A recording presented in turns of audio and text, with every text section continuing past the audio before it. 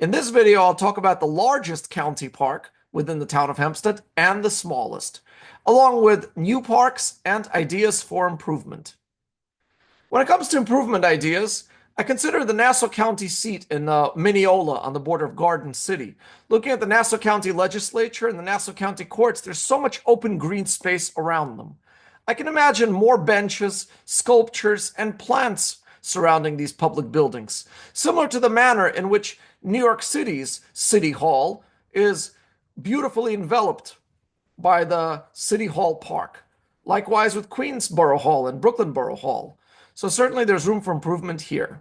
I will also speak about the linear park potential on the backyard streams.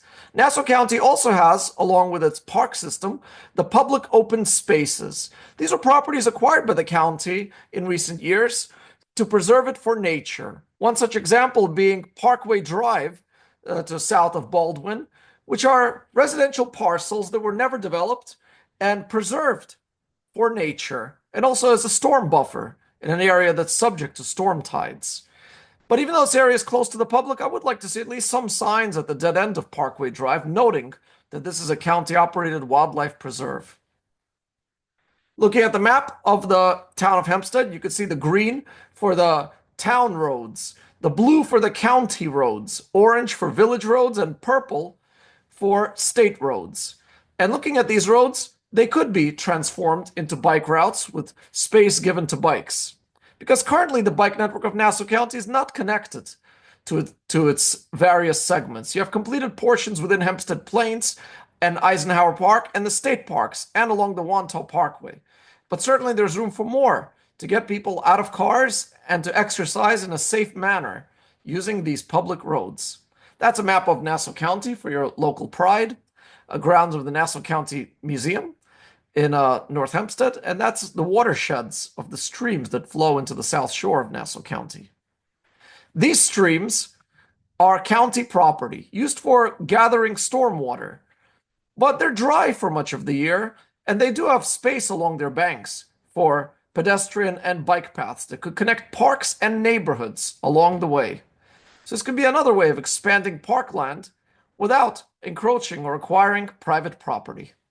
So again, comparing the map of the bike routes and the map of the streams, this seems like an easy and affordable decision because I know that in Nassau County, people are very conscious about their taxes, and we certainly don't want to raise them to expand parks as much as we love parks. Eisenhower Park is the largest of the county parks. At 930 acres, is larger than Manhattan's Central Park, and it is the Central Park of Nassau County, acquired in the 1940s on the site of what used to be Salisbury Golf Course, which got its name from the Salisbury Plain of England, where the Stonehenges. The Salisbury Plain is part of the larger Hempstead Plains, the largest grassland on the East Coast, a landscape evoking the prairies of the Midwest. And because of this flat terrain, it was popular with golf course developers, airport developers such as Mitchell Field and Roosevelt Field, and later the suburban developers of Levittown. This park has the largest indoor swimming facility in Nassau County and a set of memorials to veterans of wars and 9/11, as well as a golf course that's also in use. The map of Eisenhower Park that excludes the golf course shows the catering facility, the lake, lakeside theater, driving range, baseball field, a playground for all children, including children of different abilities, tennis courts, cricket, and aquatic center, and the Park Road that connects Stewart Avenue to Hempstead Turnpike. Eisenhower Park, as I mentioned, is part of the larger Hempstead Plain. That also includes Nassau Community College, the Nassau County Police Department training facility, Roosevelt Field Mall, Westbury Commons here, and the Mitchell Athletic Complex. Mitchell Athletic Complex is also a county-operated park at 49 acres, acquired in 1984. Large sports field, Francis Purcell Preserve, part of the Hempstead Grassland, acquired in 1970, located next to the Coliseum site, the former home of the Islanders. And next to it, across the Charles Lindbergh Boulevard, is the Hempstead Plains Preserve, operated by a nonprofit group. You can learn about this grassland in the books Natural and Human History of Hempstead Plains, Paul D. Van Wee, and the Hempstead Plains from Above, and Eisenhower Park Through Time, both by Richard Panchuk. Now the smallest parks for the county. Eastgate, Westgate is just 2 acres in size, located at the headwaters of the west branch of Valley Stream. Just 4 benches and a footbridge here, protecting the headwaters, emerging between 2 streets. Valley Stream itself, the second smallest state park on Long Island, and the stream here gives its name to the village of Valley Stream. Centennial Park in Roosevelt is also just 2 acres, acquired by the county in 1938. And you can see a lot of churches surrounding it. It's a very religious community, historically black suburb of Roosevelt. To a block to its north is Roosevelt Park, which is operated by the Town of Hempstead. Centennial Park, named after Centennial Avenue, has a playground and basketball courts. Tacopasha Preserve. New York City school students often take field trips to places such as the Prospect Park Zoo, Central Park Zoo, Staten Island Zoo, and of course the largest of them all, Bronx Zoo. If Nassau County does have a zoo, that would be the Tacopasha Preserve, but certainly doesn't compare to the Bronx Zoo in terms of size, quality, and variety of animals. Here the animals are kept in very small spaces, and the exhibit buildings appear dated, in need of an upgrade. The borders of Tacopasha Preserve show the contrast between the unspoiled wilderness on one side of the street and the white picket fences of suburbia across. The building here used to be a restaurant, a roadside attraction before being acquired by the county as a visitor center and indoor animal exhibits. You can learn about the Tacopasha Preserve from the book From Mansions to Suburbia, the Massapequas, and the Newsday book Long Island, Our Story.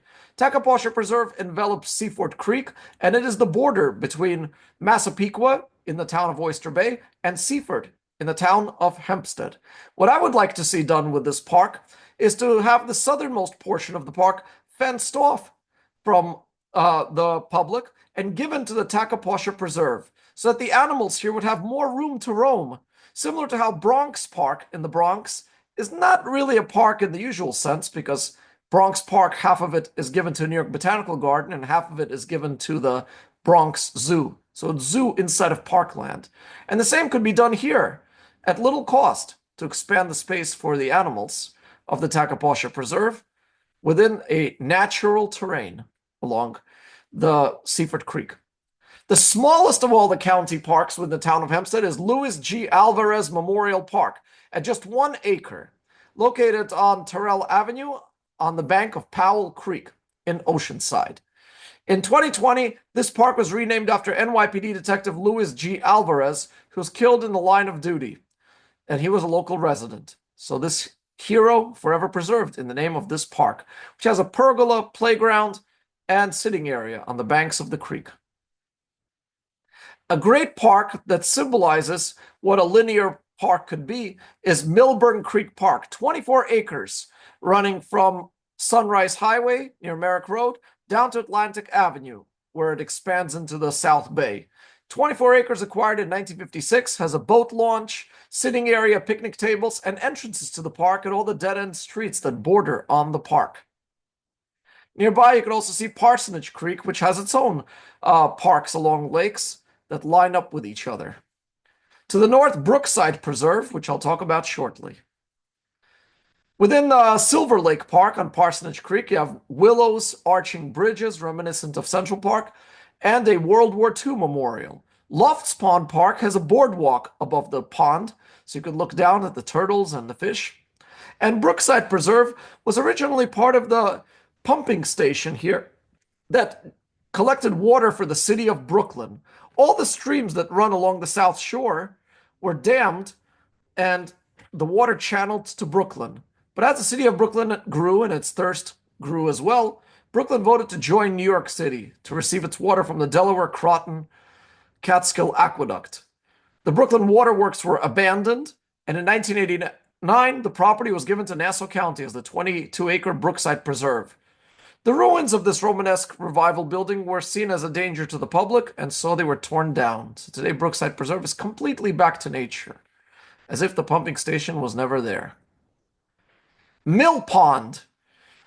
Mill Pond is located in Wantagh, just south of the town-operated Twin Lakes Preserve on Belmore Creek.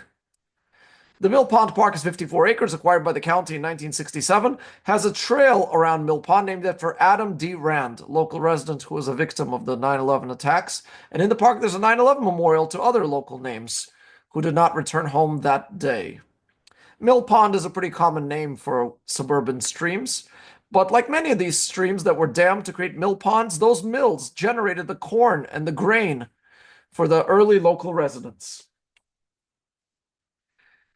Merrick Preserve, named after the town of Merrick, given its native name, is 25 acres, acquired by the county in 1967, located between Sunrise Highway and Merrick Road. Sunrise Highway is part of the longer New York State Route 27 that runs from Brooklyn to Montauk Point, the main east-west road along the South Shore that parallels the Babylon and Montauk branches. Merrick Road in Suffolk County is known as Route 27A, the adjunct or partner to Sunrise Highway, but within Nassau County, it doesn't have a state designation. For consistency, I'd like to see 27A extended along Merrick Road and Merrick Boulevard in Queens. This is the entrance to Merrick Preserve on Merrick Creek here. Commons Pond County Park, located also in Merrick, but you can see that the pond here has a concrete shoreline that prevents animals from accessing the water. I would like to see riprap or soil here and plants along the waterfront so that the pond could look more naturalistic, though I do understand the need for this type of shoreline, as it prevents flooding and erosion to have concrete, located next to a Norman G. Levy Lakeside School, named after a local lawmaker from this community.